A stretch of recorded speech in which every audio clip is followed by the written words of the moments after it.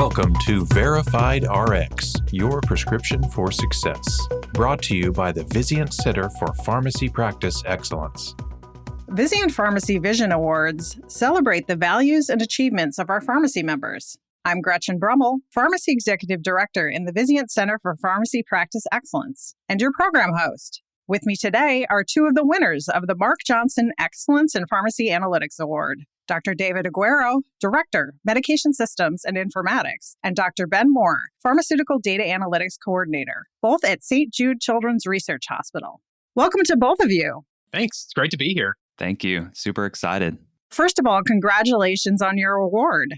We were really excited to get selected for this award. It's something that not just our analytics team, but the customers that we serve were really jazzed about when we learned. The winner of this award applies analytics to drive high-quality care and performance improvement in the practice of pharmacy. This category focuses on the development and creative use of analytics applications to provide insights, business value, and drive meaningful change. David, tell me about the Pharmaceutical Services Informatics Analytics team at St Jude. I'll start with some background on St Jude in case any of our listeners aren't familiar. St Jude Children's Research Hospital, located in Memphis, Tennessee, is one of the largest pediatric research hospitals in the world, with a mission to cure pediatric cancer and other catastrophic diseases. A bit about the institution itself.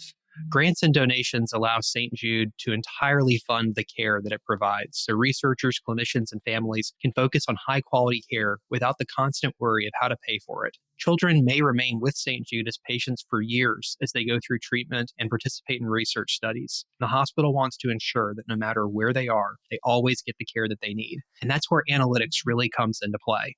Yeah, our analytics team is a federated team within our pharmacy department. We really work hand in hand with our centralized analytics and IT team to help meet our customers' needs. And so we work directly with directors of our different service lines, their managers, and then also collaborating really closely with the frontline staff, the technicians and pharmacists doing the day-to-day operations.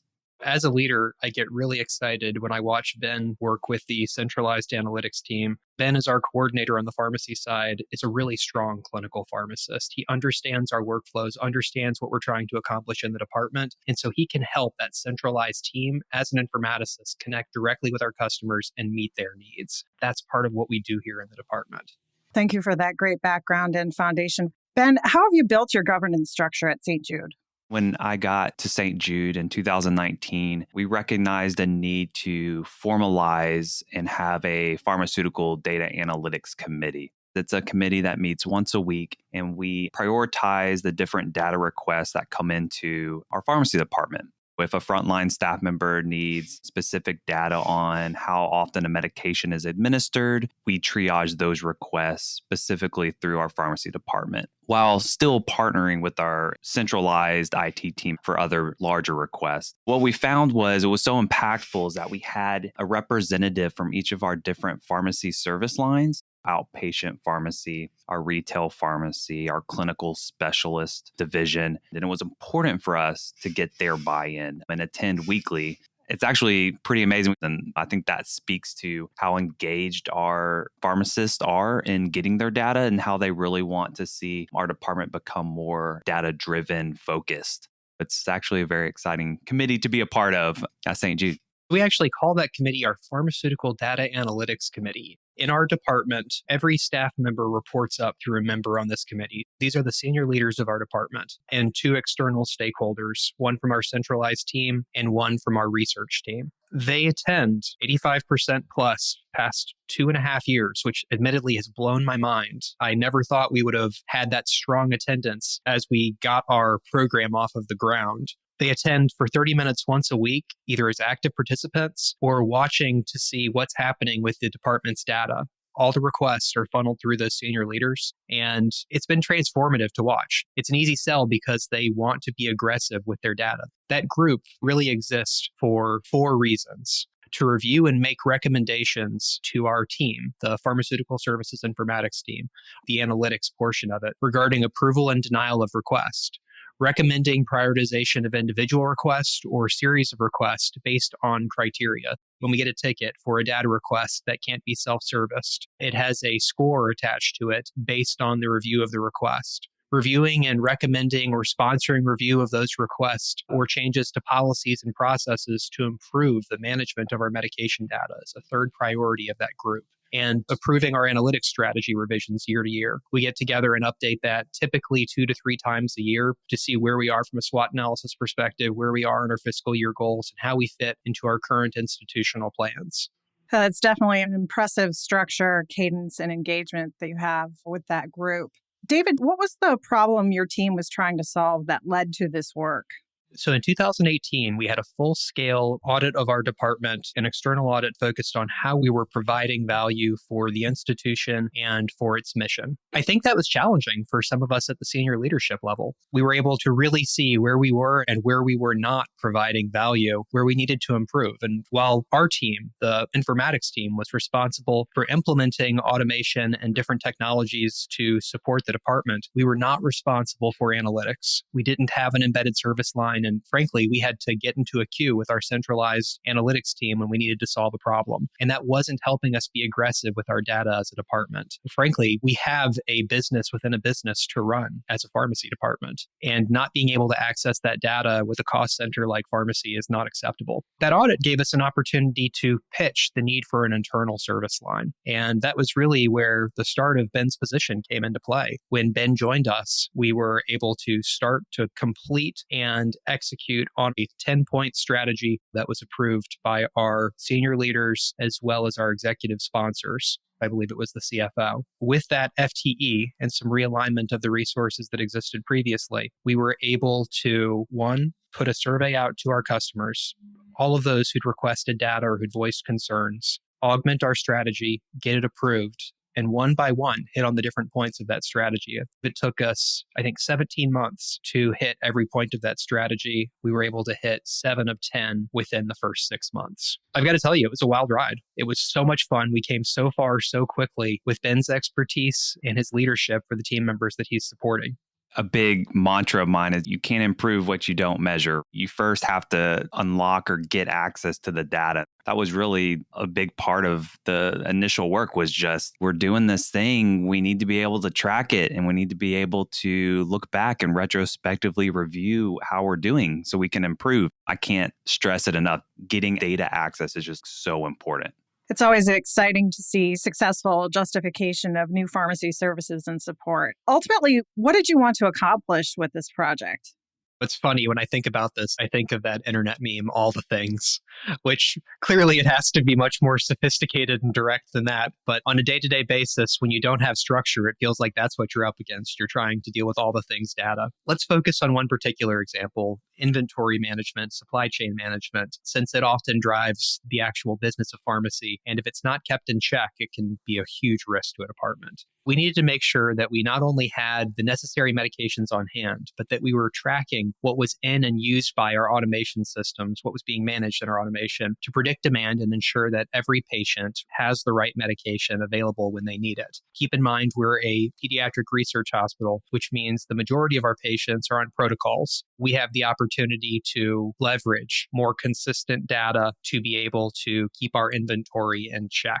Additionally, we have, through our curation and our warehousing of any disparate systems, we have a full-scale perpetual view of our inventory at any given time. I believe it's refreshed 4 times a day. And so we're able to see where those medications are and move them in real time to support patient care. In addition, it's great to be able to see that, but we need to act on it to create value. We need to be able to get that necessary information to our frontline providers and pharmacists to ensure that our processes and supply chain function like they should.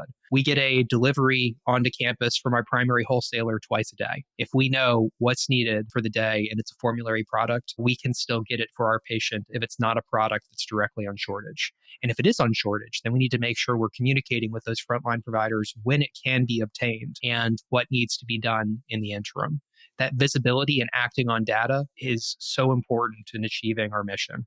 A big part of what David was saying is, before we went about this project, we had a bunch of different data across multiple different clinical systems. So we had our inventory management system, we had medication carousels, we had wholesaler information, and they were all these different disparate data sources. And one of the big things that we accomplished was creating dashboards and creating an environment where we could combine all this data and be able to analyze it all together. Yeah, it's nice to have that collated to be able to enhance your responsiveness. What were some of your approaches to address some of these issues? After we knew what our baseline strategy would look like, I think we originally had 8 goals that we wanted to accomplish.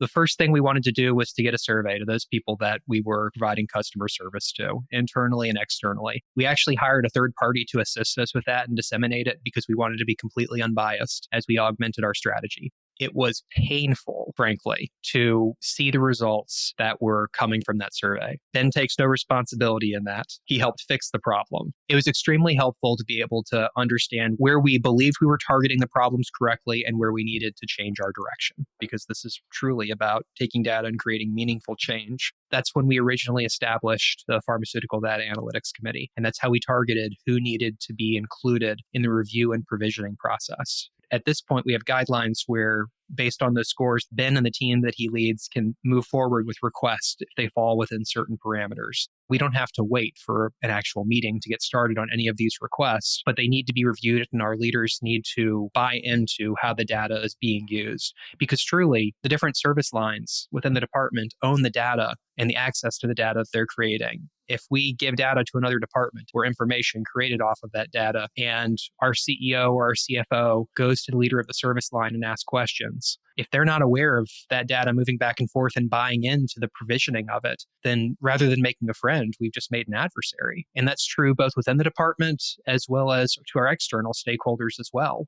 We found that this has helped us create a community within the data analytics group at St. Jude, not just within pharmacy, but among other federated teams like compliance, strategic planning, pathology, and the group goes on. It's really helped us build a coalition. I take it back to that survey. That is really the primary tool that served us in augmenting our strategy. The strategy being the primary tool, the team itself, the FTEs, actually carrying out the strategy, and that analytics committee overseeing the strategy and the team. So it's really a 3-legged stool, or a Venn diagram, if you will. The data strategy itself, along with the analytics committee and the analytics team acting in alignment with the strategy and under the guidance of the committee. And part of that, too, is we created data governance as part of that committee. And a lot of the feedback we got from that survey was all about communication. Our leaders wanted to, first and foremost, know what data was available out there. And then, two, what is being shared internally and externally. They knew if, medication data is making its way up to the C-suite, they were aware of it. They were informed of it and could speak to it. They knew where the data was coming from. They knew the KPIs, the metrics already. What we did as part of the committee is make sure that each request that comes to us has a pharmacist sponsor. So a pharmacist besides me is responsible for that request. If there's any questions, they understand the data inside and out and can speak to it. And it goes back to communication and just getting that buy-in from the department as a whole.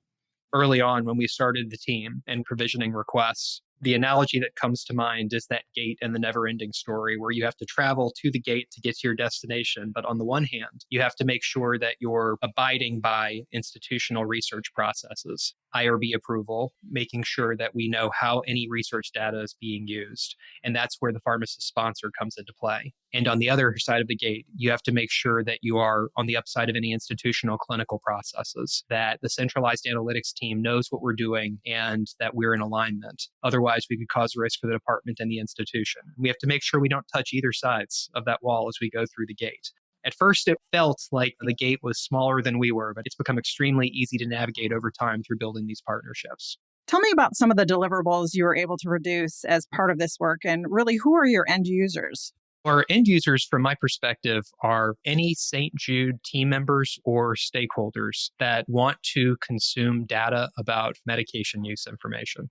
One of the deliverables that's been really exciting for me, we've talked about the engagement at the senior level within the department, but at the executive stakeholder level, the sponsors that we have that can assist us in accomplishing different objectives for our department. We have a dashboard that we can speak to within each of our service lines, supporting each of our service lines. But those go up to an executive dashboard once a month that goes to our CFO and our CMO. We know that they look at that data and they ask us questions about it. That attention, that real estate, that headspace is extremely valuable for our department in pushing pharmacy forward within St. Jude. There's an amount of confidence that comes with knowing you're communicating clearly what you're working on as a department to your executive sponsors. That's perhaps not the most valuable output, but one of the most exciting outputs, not just for us, but for pharmacy, because we need to be taken seriously within the C-suite at any given time. One of my favorite deliverables we were able to do as part of this work is creating data dictionaries for each of our service lines. And what I mean by that is like a document that clearly defines what these KPIs and metrics are, because it's one thing to be tracking something. It's another thing to really know what you're tracking. And so having clear definitions, we're talking about med administrations the same way. If I'm talking about a turnaround time for our inpatient pharmacy, everyone's aware and we're speaking the same language. We created training documents, which were key and instrumental for our department to be able to train our users to know how to use these different dashboards we created. They're only going to be impactful if our users know how to leverage them the most effectively. That was another key important thing that we did. Those real-time dashboards that support self-service analytics are so important to how we run the business of pharmacy. One other item I want to add, a standardized request triage and provisioning process for requests that come through the department has been extremely helpful as we've had additional initiatives, consultations. Being able to walk external stakeholders through that process has been so helpful in terms of continuing to strengthen it longitudinally. Well, I really like the way you've organized this, and it's always exciting to hear about raising up pharmacy awareness to the C-suite level. As you've rolled this program out, what other opportunities have you discovered? The partnerships have been extremely helpful. And by that, I mean not just the internal St. Jude partners, but working closely with our wholesaler, our Vizient representatives. What are your thoughts, Ben? We really iterated forward, and we call ourselves the St. Jude data analytics team. And we have a Teams channel where we just ask each other random questions and try to build out new tools across different departments. Yeah, it's grown a lot larger than just pharmacy. It's compliance, it's internal audit, it's our revenue partners. My favorite thing is until you get access to the data, and once we started to actually track and trend different metrics over time, it just opened up the world to like, what if we started tracking this? Or what if could we improve stockouts by looking at commonly used medications across different nursing units and how often and what are these different predictors of medication shortages? And so you start very small, but very quickly people start to ask different questions, and it kind of just has a snowballing effect into creating something much more valuable and much more beautiful than what you started out with. That's so well said. And what's so exciting about what Ben is describing is that what do any of us want more as analysts than for our customers, for our stakeholders, for the pediatric clinical pharmacist to ask, what could I do with this data? Or how could I get to the bottom of this problem? When that curiosity is happening at the frontline staff level, great things happen. I can appreciate that. What have been some of the outcomes from this work? So did we talk about all the things yet? I'm just kidding when I say that. Let's focus on inventory efforts because those are tangible and they help us reallocate assets within the department. We were able to revitalize an NDC conversion strategy, purchase the best NDC associated with our contract and associated with an agreement with our wholesaler. And in one fiscal year, we were able to save an additional $2.75 million at WAC price. That spoke volumes to our C-suite. Additionally, we've been able to pursue a biosimilar strategy that we continue to tweak as we move forward. And I think we're already saving, I'm looking at the data right now. I believe we've already saved $1.6 million fiscal year to date on that. A big part of us being able to save so much is just getting the awareness on the subject, right? Like we're converting these different NDCs. What other NDCs can we convert? You know, it becomes like you're trying to better yourself. Oh my goodness, this biosimilar just came out. We got to get notified as soon as these biosimilars hit the market at our wholesaler. That way we can start the process, the internal vetting of getting these approved by P&T. The more excited that you can get everyone about these different initiatives, the greater value you can get out of it. And so that's really where I've seen the benefit of it. I know that our pharmacogenomics team has been able to make some great use out of a dashboard that we've created for them in recent history. When I think about our clinical decision support group, we had a fun project where we took our clinical decision support alerts that would need to be built out into our new electronic health record to understand, here are these alerts, who are their operational owners, who's the analyst owner, and do we really need it as we move forward into a new system? And that helps us with governance around clinical decision support going forward.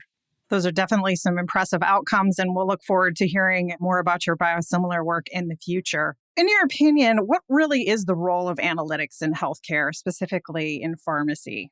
Data analytics programs and pharmacy analytics programs should power a data strategy through increased customer and stakeholder engagement in supporting the creation and, frankly, the proliferation of key processes and procedures to maximize value, because data is an asset. If we're not creating value with that data, if we're sitting on it, then we're really not achieving what we can as a profession.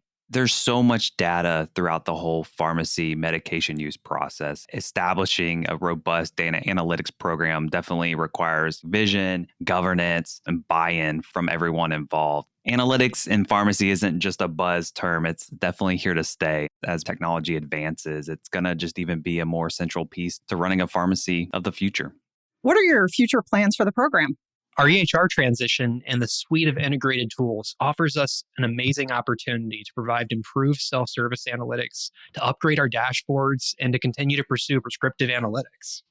Some of the future plans for the program are spending less time cleaning and curating data and more time automating and pushing outcomes forward. How much can we automate with our data so we can spend more time actually making the decisions and pushing the outcomes forward? A lot of time was spent up front to normalize the data and create data models, but these next few months and years really want to push our analytics program from being more descriptive to being more predictive. Really, for either of you, any advice you have for new practitioners or frontline pharmacy staff who want to get involved with a project like this? A well-balanced training experience, be it a PGY1, PGY2, or PGY2 residency, an informatics fellowship, or a pharmaceutical fellowship, it really can't be underestimated. A time when you can really focus on growth and learning. Within pharmacy informatics, there are student interns and residents that are training today that don't realize this is where they're going to spend a large amount of their career. The amount of pharmacist analytics positions that are starting to be posted by my colleagues and by other leaders throughout the nation, it increases every year. This is an area of growth. There's so much out there as far as data analytics resources online, even through ASHP, informatics, advisory group that people can get plugged in. We're a community and we work the best when we're sharing ideas and collaborating together. And so I would just recommend get plugged in. Find your group, find people that are doing what you want to do or doing things very similar to you and collaborate together. Great advice from both of you. Thank you. David and Ben, congratulations again. And thank you so much for joining us today to share your successes. It's been wonderful having you on. Thanks so much, Gretchen. Really appreciate it. Thank you again for everything. And to our listeners, please join us for more Verified RX podcasts. Subscribe today, like us, and send us your comments. We'd love to hear from you. Verified RX is your prescription for success and is brought to you by the Vizient Center for Pharmacy Practice Excellence. I'm Gretchen Brummel. Thanks for listening.